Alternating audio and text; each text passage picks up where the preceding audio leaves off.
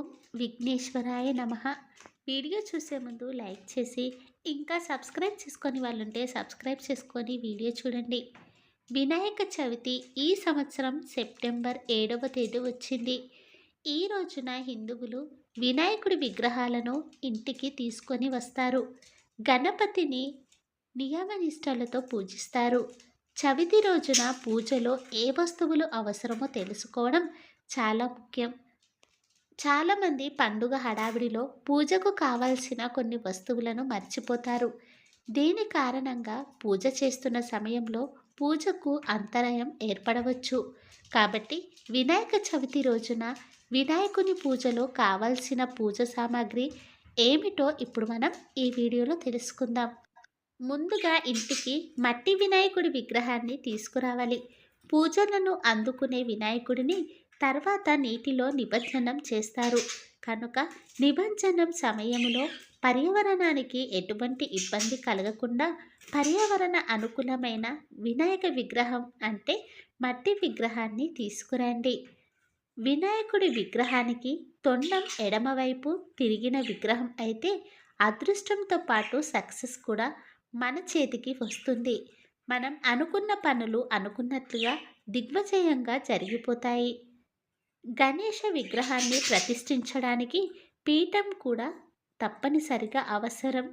దేవుని స్థానం భక్తుల కంటే పైన ఉంటుంది కనుక వినాయకుడిని ఎప్పుడూ నేలపై ఉంచకూడదు.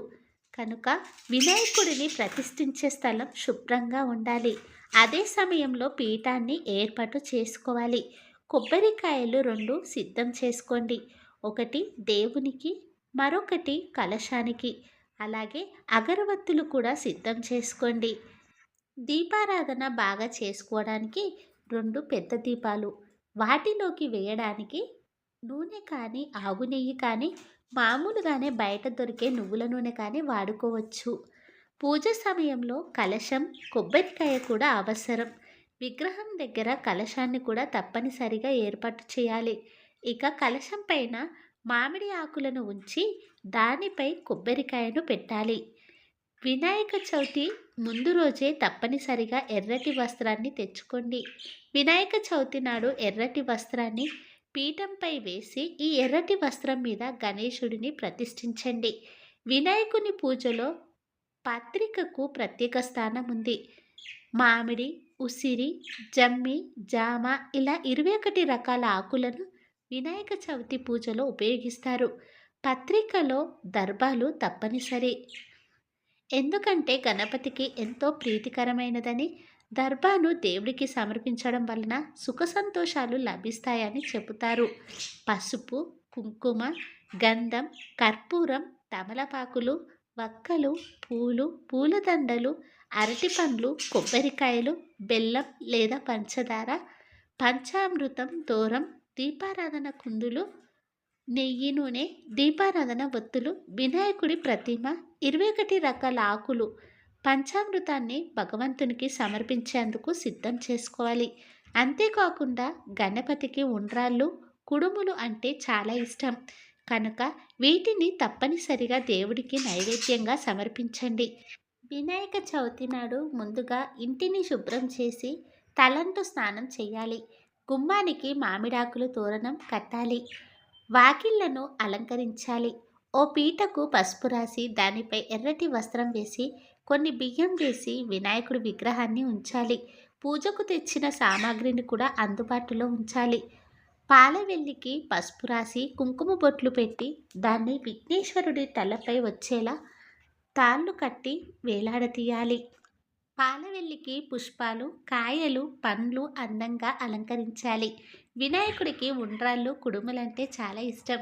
గారెలు, పాయసం మొదలైన పిండి వంటలతో పాటు వీటిని కూడా తప్పనిసరిగా దేవునికి నైవేద్యంగా సమర్పించాలి. బెల్లం ముక్కలు, కుడుములు, బూరెలు, పాలతికలు, పాయసం, పులిహోర వీటిని స్వామివారికి నైవేద్యాలుగా సమర్పించాలి. ఇలా స్వామివారికి మీరు ఎన్ని నైవేద్యాలుగా అంటే మీ శక్తి కొలది అన్ని నైవేద్యాలు స్వామివారికి సమర్పించాలి. వినాయకుడి విగ్రహం ఎదురుగా కొన్ని బియ్యం పోసి దానిపై రాగి లేదా వెండి లేదా మట్టి పాత్రకు పసుపు రాసి కొబ్బరికాయ ఉంచి కలశాన్ని ఏర్పాటు చేయాలి. తరువాత వినాయకుడిని పూలతో అలంకరించి గంధం మరియు కుంకుమతో బొట్లు పెట్టి పూలతో అలంకరించాలి. దాంతోపాటు గరికమాల మరియు యాలకుల మాల సిద్ధం చేసుకొని స్వామివారికి వెయ్యాలి. అలాగే పిల్లలు పుస్తకానికి గంధం మరియు కుంకుమతో ఓం మరియు స్వస్తిక్ రాయాలి. రాసిన తర్వాత స్వామివారికి దగ్గరగా పెట్టాలి. అలా పెట్టడం వల్ల పిల్లల పుస్తకాలు చదవడంలో వీక్గా ఉన్న బాగా చదువుతారు. వినాయక చవితి రోజున గణపతిని పూజించి వ్రతం కథ చదువుకొని ఆ అక్షంతలను తల మీద వేసుకోవాలి. ఇలా చేయడం వలన పొరపాటున చంద్రుడిని ఆ రోజు చూసిన నీలాప నిందలు దరిచేరవు. పూజ చేసేవాళ్ళు మధ్యాహ్నం సమయంలో 11 గంటల నుండి 1 గంట మధ్యలో పూజ చేసుకోవాలి. వినాయక చవితి రోజున ఇంట్లో పూజ చేసేటప్పుడు మీ ఇంటి ఈశాన్యం దిశలో గణేష్ విగ్రహాన్ని ప్రతిష్ఠించి పూజ చేసుకోవాలి. అప్పుడే మీరు చేసే పూజకు 100% ఫలితం లభిస్తుంది. 21 రకాల పత్రితో వినాయకుడిని పూజించాలి. 21 పత్రాలతో వినాయక చవితి రోజున పూజించే వారికి సకల సంపదలు అష్టైశ్వర్యాలు కార్యసిద్ధి చేకూరుతుందని పండితులు అంటున్నారు. వినాయక చవితి రోజున ఇంట్లో పూజ చేసేటప్పుడు మీకు ఎలాంటి మంత్రాలు రాకపోయినా పర్లేదు. భక్తి శ్రద్ధలతో ఈ మంత్రాన్ని జపిస్తూ ఇంట్లో పూజ చేసుకోండి. ఓం విఘ్నేశ్వరాయ నమః అనే మంత్రాన్ని జపించండి.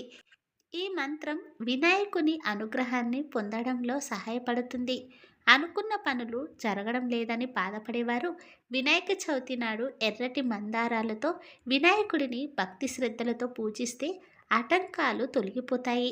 ఆర్థిక సమస్యలు తీరాలంటే 7 పసుపు కొమ్ములు తీసుకొని ఒక పసుపు వస్త్రంలో చుట్టి గణేశుడి పాదాల దగ్గర ఉంచి పూజ చేయాలి. తర్వాత డబ్బు నిల్వ చేసుకునే ప్రదేశంలో భద్రంగా ఈ పసుపు కొమ్ముల మూటను ఉంచుకోవాలి. అలా చేయడం వల్ల మీ ఆర్థిక పరిస్థితి మెరుగుపడుతుంది, ఆదాయం పెరుగుతుంది. యాలకులు 11 కానీ లేదా 21 కానీ ఈ సంఖ్యలో ఒక దండగా చేసి మీ పిల్లల చేతి మీదుగా వినాయక చవితి రోజు వినాయకుడికి యాలకుల మాల సమర్పిస్తే మీ పిల్లలు విద్యపరంగా, ఆర్థిక పరంగా, ఆరోగ్యపరంగా, వ్యాపారపరంగా చాలా బాగుంటారు.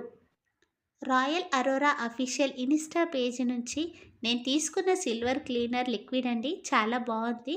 రిజల్ట్ కూడా మీరు ఇక్కడ చూస్తున్నారు కదా. లిక్విడ్ అయితే చాలా బాగున్నాయండి. వాళ్ళ దగ్గర copper, brass, silver liquid cleaners అయితే ఉన్నాయండి. ఎవరికైనా కావాలి అనుకుంటే మన డిస్క్రిప్షన్లో వాళ్ళ వాట్సాప్ నెంబర్ అలాగే ఇన్స్టా పేజీ లింక్ అయితే ఇస్తాను. ఫ్రెండ్స్, ఈ వీడియో కనుక మీకు నచ్చినట్లయితే ప్లీజ్ లైక్ చేసి మీ ఫ్రెండ్స్కి షేర్ చేయండి. అలాగే మా కొత్త వీడియోస్ మీకు వెంటనే చేరాలంటే మన ఛానల్ని సబ్స్క్రైబ్ చేసుకొని పక్కనే ఉన్నటువంటి బెల్ ఐకాన్ని ప్రెస్ చేయండి. ధన్యవాదములు. Thank you.